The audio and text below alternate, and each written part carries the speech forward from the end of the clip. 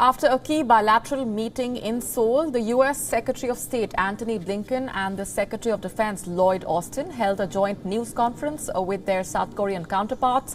Blinken has reiterated the importance of reducing the threat of North Korea's nuclear weapons program, adding that China has a critical role to play in the denuclearization of North Korea.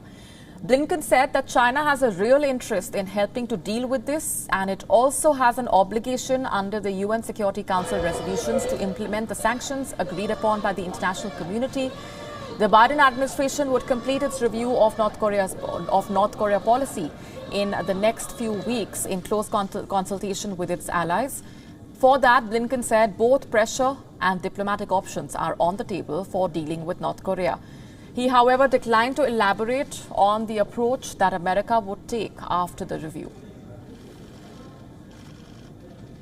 We are committed to the denuclearization of North Korea, reducing the broader threat the DPRK poses to the United States and our allies, and improving the lives of all Koreans, including the people of North Korea, who continue to suffer widespread and systematic abuses at the hands of their repressive government.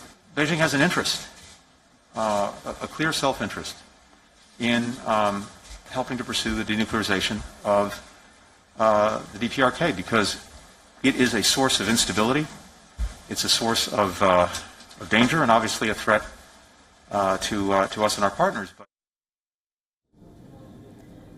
The two nations have also issued a joint statement vowing to work together on regional issues from climate change and the COVID-19 pandemic to trade and North Korea. The statement emphasized that North Korean nuclear and ballistic missile issues are a priority for the alliance. Both the nations have reaffirmed shared commitment to address and resolve these issues. The agreement also included special measures relating to a defense treaty and the status of U.S. armed forces in South Korea. The Seoul talks included plans to boost a U.S.-led trilateral cooperation. South Korea possibly joining an expanded format of the Indo-Pacific Group was also a part of the Seoul leg of the Asia tour. The group involves the United States, Japan, Australia and India, known as the Quad.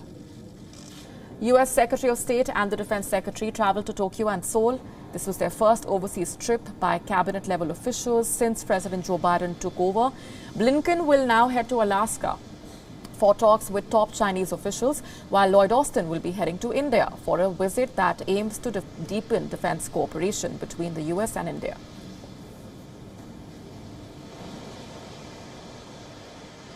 WION now available in your country. Download the app now. Get all the news on the move.